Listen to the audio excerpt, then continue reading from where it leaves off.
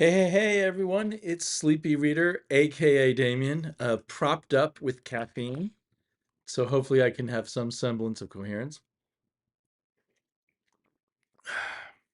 Antioxidant green tea. That's any green tea is antioxidant, right? Excuse me. So this video is quite late. I'd hoped to do it on Monday. It's now Thursday. I'm going to do my comic book countdown on the 6 comics I got that came out on Wednesday, February 21st. Yesterday was February 28th, Wednesday, February 28th. I picked up some more comics. I'll show you the comics I picked up and some of the back issues and other things that have come in the mail to make this more interesting because this I didn't like the 6 comics I read from last week, which is probably why this is late. I would start reading things, I would put them aside, I'd read a little more. Two of the series here, I had to read 3 comics to catch up, and that didn't help, as it turned out. Usually that helps, like makes it even better. So I almost had a week where I'm like, maybe new comics just all suck, like some people say. Um, I was pretty surprised at how bad it got, to tell you the truth. Although the one at position number 6 did not surprise me. Um, well, I hoped against hope because I'd read the first 3 issues of Ronin Book 2 by Frank Miller. I read the first 3 issues of it. The first issue and maybe the second issue, I thought it could be going somewhere really cool. And by the third issue, it was going nowhere, and it continued to go nowhere in issues 4, 5, and 6. So this is issue 6. And weirdly, 2 of the 6 issues are fully illustrated by Frank Miller, and the other 4, here's all the 3 that I read this time around. So this is in at number 6. The other, I won't waste too much time on it, but the other 4 were penciled by Philip Tan with um, based on pretty extensive breakdowns by Frank Miller. Here's an example of a Frank Miller breakdown. Um, but Philip Tan, was the look of the book, and I was liking that look. Uh, but then Frank Miller, for what I don't know if it was because they wanted to give us more Frank as much as they could, or because Philip Tan was busy. The what was it? The 4th issue and the 6th issue are fully drawn by Frank Miller, although he doesn't go much further than his initial breakdowns. But that would have been fine. I mean, it's a weird to switch between them. It's so radically different. But but the problem here is the story. Uh, I'll be damned if I can make any sense of it. I vaguely recognize characters and situations relating somewhat to the original Ronin, which I guess I read maybe 3 years ago, last reread 3 years ago, and I still lots of details of it that I can't connect with this. Um, but I suppose if I read the original Ronin and then went straight into this, I would see more of what Frank Miller's doing. But we get a huge amount of repetition, all these 2-page spreads, which was kind of a cool idea. But often, you go from one 2-page spread to the next, and it's almost the same activity is happening. So you have 4 pages there that are just devoted to Billy and his mother jumping at something. And here the jump continues. And this really cool font is just repetitive. I've unleashed all the fury. I've unleashed all that power. God forgive me. God forgive me. God forgive me. And God save us all. And it's not just this one page. It just repeats and repeats and repeats. So ultimately, I could make no sense of this. It's a beautiful package. I did kind of I liked both versions of the art, and it was fun to look at these 2-page spreads. But basically, looking at the art eh, is the only thing I got out of it. So you do have to have story and art, or there has to be a story for the art to tell. Okay, another big shocker. I read all three issues of the Space Usagi miniseries, which I suspect is to be continued anyway. It kind of wraps up, but doesn't wrap up. Uh, I mean, you don't have to read any more Space Usagi, but it definitely feels like there's more to come. The continuing elements of this story. So usually Usagi is my number one comic of any given week. This is number 5 out of 6. And this was the one, this even more than Ronin kept me from finishing my pile of comics. I started with issue 1 and issues had to read issue 1, 2, and 3, 3 being the one that came out the week that we're talking about. Um, and I just, particularly in the early issues, found nothing in it to captivate my interest other than the uh, fandom of Usagi that I bring with me to Space Usagi, I guess. I like the character of Usagi in his own book. This descendant of his, I don't know, it just felt stiff. It felt kind of maybe an attempt on Stan Sakai's part to do kind of a calculated story, throw in kind of samurais in space in a very Star Wars looking kind of situation. Even stole a couple of plot elements from Star Wars, but particularly a big twist at the end of this final issue came right out of the Star Wars book, and I don't know, I just wasn't uh, it didn't have the heart that Usagi normally has, and I just wasn't feeling it at all, and it was really a hard comic to get through. He threw he threw in Star Wars type stuff. He threw in dinosaurs, a planet of dinosaurs. Um, you know, he threw in the usual honor stuff, but it didn't, I don't know, it didn't have meaning for me. So I'm really disappointed in Space Usagi. I'm sure if there's another Space Usagi series, I'll probably give it a try. I have a whole bunch of I like there must have been a Space Usagi series back in the 90s or the 2000s that I bought but haven't read yet. And that's in color. So I bought that because it was in color, but I haven't read it. So maybe that will, if I go back and read that, that will connect me better with Space Usagi. In at number 4, I'm putting Hellblazer. And this is Hellblazer number 2, Hellblazer Dead in America number 2. I read number 1 digitally and enjoyed it. I didn't love it, but I was hoping the story would start ramping up. Instead, the story just meanders up in this issue. And on top of that, incredibly dark coloring, already kind of hard to follow story. The colorist chose to just obscure what was going on. The art itself looks kind of cool. Um, and I maybe, because I get the DC digital app, maybe I'll go back and look at this and try to reread it again if I feel so inclined. Um, when it comes out digitally and see if I can follow what's going on better. There's a very interesting character here. I don't know if she's been in I didn't even catch her name. I don't know if she's been in, do they name her? They probably name her somewhere, but I don't know if she's, this old lady has been in Hellblazer or DC horror comics before, but she was a really cool character. But then when we're given her background, it's so over the top and bizarre. I had trouble uh, absorbing that. I had trouble. I don't know. It just felt like too much, and a lot of stuff in here seemed like the writer was just like piling it up as high as he could with fancy writing, wild ideas, but it felt like chaos to me.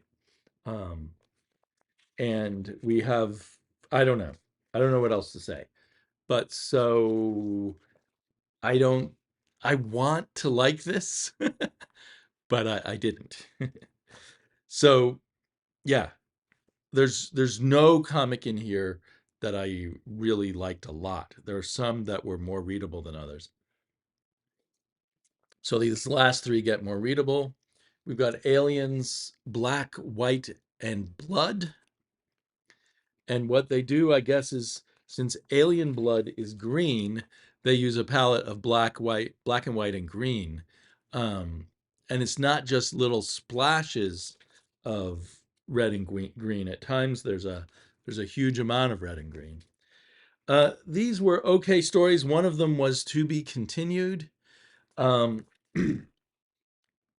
but I guess the to be continued one is kind of, I don't know. It's about a Soviet, or not a Soviet, a socialist or communistic space group meeting up with the uh, capitalist plans having to do with aliens.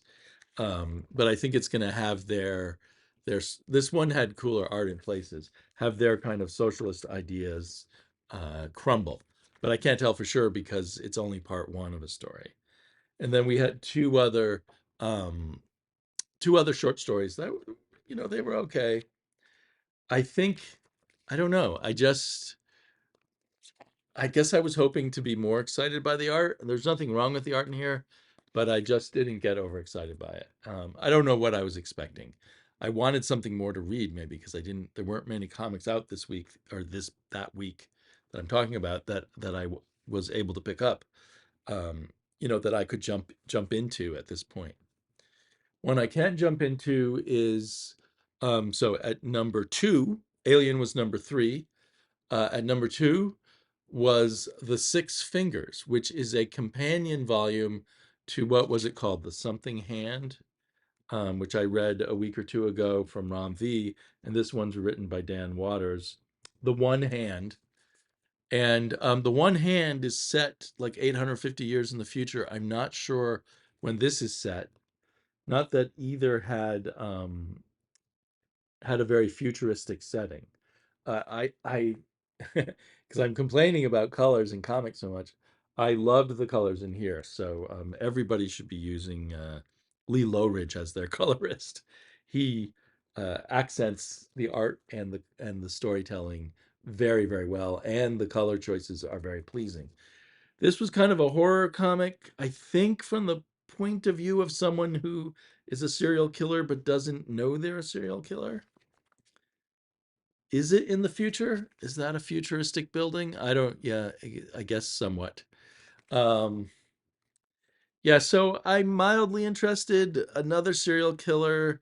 It looks like it wants to show us gross things. It's working its way up to that, and I'm not a particular fan of being grossed out.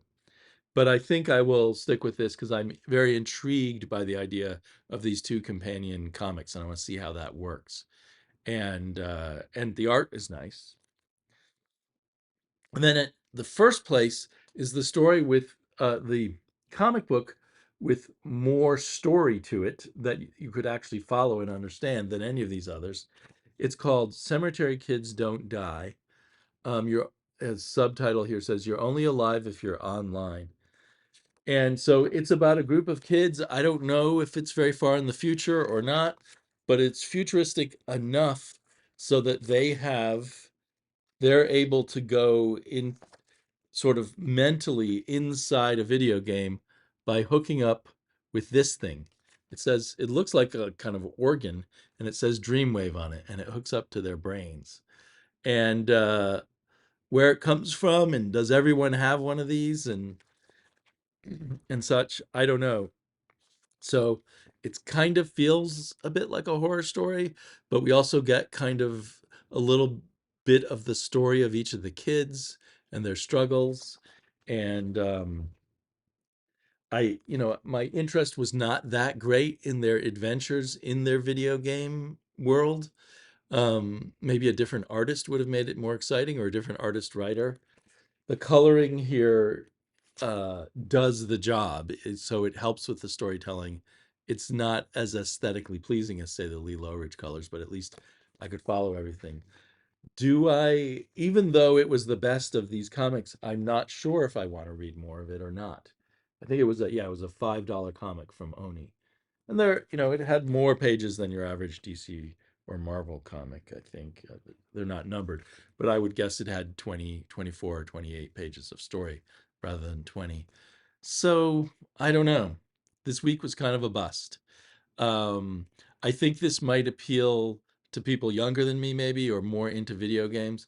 I have to say, even here, although it was much more clear storytelling than some of these other comics, uh, the way they did this, I it took me sort of going back to realize how they go inside their video game. This is the only panel where it's clear what is going on. But even that, I sort of, as I was reading it, I just sort of passed it by and didn't realize that was the video game machine.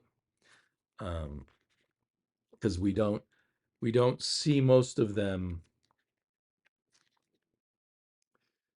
We see little scenes like this occasionally and don't quite realize what we're looking at, or I didn't quite realize what I was looking at, that these things are attached into his prefrontal lobe or whatever.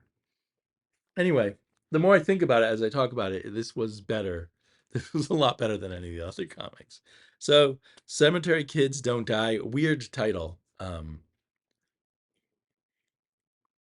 Definitely something I wouldn't have even tried if I had other comics that I knew that I really liked. So, moving on. Where'd that bag go? Oh, here it is. Let me show you the comics I picked up yesterday. Today's Thursday. Yesterday on Wednesday, I dropped by the comic book store, and I had more comics that I picked up. Um, the one I was most excited for, Savage Sword of Conan. Sadly, and other people have already said this, a quick flip through shows they went insane with their grayscale stuff, uh, and it's probably to the detriment of reading this comic. But I haven't read it yet. It looks like a great bargain, lots and lots of pages. It feels like 100 pages or something for $7, which in today's money, that's a good deal, or in today's cost of comics. And then I picked up Crashdown 2. I enjoyed Crashdown 1. I've heard, I think it was Robbie say that Crashdown 2 is even better. Um, and then I picked up a bunch of issues of World Tree.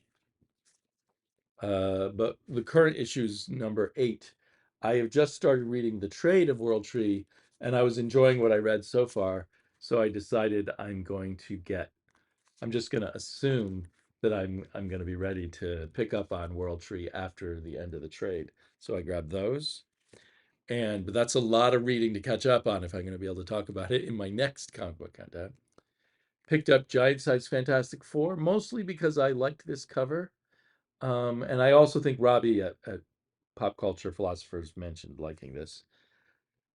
Half the book is a reprint of a Kirby and Stan Lee story. Extreme example of the differences in art, I suppose, side by side in a book together. And then I'm super excited. Hopefully, hopefully it will live up to my expectations. I got the latest Ice Cream Man. This cover is pretty wild. And uh, and then the worst cover of the bunch on a comic book I'm greatly looking forward to reading, uh, Conan the Barbarian, the number 8 from the Titan Comics color series. Luckily, the interior art is nothing like that cover. Why is this cover A? Um, and they didn't. I got the only copy that my store had, I think, so I wasn't able to swap it out for other covers. Plus, I always say I want the A cover, and this is the A cover. My goodness, why is that the A cover? Oh well. And I also picked up um, this volume. I think this is the second volume of the Lonesome Hunters. I read the original 4-issue series of Lonesome Hunters, or was it 5, and liked it. So, and I vaguely knew they'd done another series, so I picked that up. I think it's written and drawn by Tyler Crook, and I love Tyler Crook's artwork, and he's not a bad writer. So I look forward to dipping into that. And then at my store, I got some back issues. So now that I see, this is the problem with the pull list. Now that I have my pull list and I have my discount back, I every week I go in and I look at the new back issues he's got in, and I get to buy them with my discount applied. So I got a couple more Hulk issues that I didn't already have from the good old Herb Trimp days. This is Hulk 166, the thing from the dynamo, and Hulk 176. I think this is where he goes to Counter Earth. Yes, Crisis on Counter Earth. I think this wraps up the tale of Warlock from the first Warlock series before Jim Starlin took it over, and which had been canceled. So they wrapped it up in the Hulk. And from the much earlier days, is this a Marie Severin cover, I'm guessing? Or it could be a Herb Trimpe, or maybe the two together. Because I think they both worked in the Marvel offices at this point, working on art in the office. This is Incredible Hulk 113 with the most amazing villain of all time, Sandman. Because who can beat a beach? And then there was this complete series, Judge Dredd and the Judge Child Quest. So I think I could have gotten these cheaper if I dug them out of a dollar bin, but the price wasn't too bad, all of them together. Uh, it's fun to see Judge Dredd in color. So that's issue one. And these seem to have Brian Boland covers. I don't think the interiors, or maybe who's the interior artist? Part Brian Boland, part Mike McMahon. I don't know how to say that name. Great covers though. Issue 3 coming up. Yummy. No, no, not the toad. He shouts just as he's falling into the toad's mouth. He thought they were going to throw him into the mouth of something else. Issue 4. Holy moly, I'm going to pieces. Classic. These are worth it for the covers alone. And issue 5. Safe at last. They'll never find me here. I wouldn't feel too safe with my face all covered up like that, but I guess you got to have faith. Okay, and then I got a few things in the mail. Heritage Foundation, not Heritage Foundation, I always say that. That's a political think tank.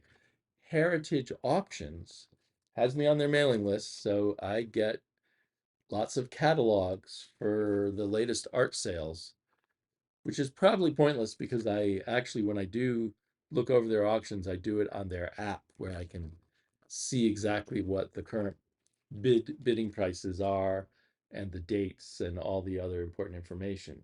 But it's certainly fun to get these in the mail. Look, we got some Mobius on the back there. This is called the Platinum Selections or Platinum Section Included. So is that Judge Dredd? So it includes some of the more high-end art. And by high-end, I think we're then talking about stuff that people will pay tens, if not hundreds of thousands of dollars for, which is still blows my mind. Um, so there's that. That was fun to get. And then from In Stock Trades, apparently I ordered this book, a book of interviews with Mobius, Dr. Mobius and Mr. Gurr.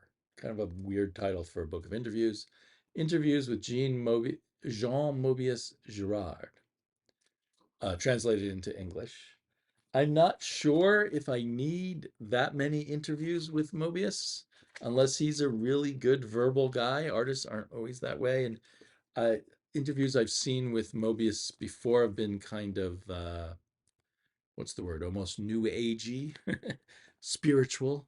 So I don't know how much of that I need, but we'll see. Maybe there's more of interest there.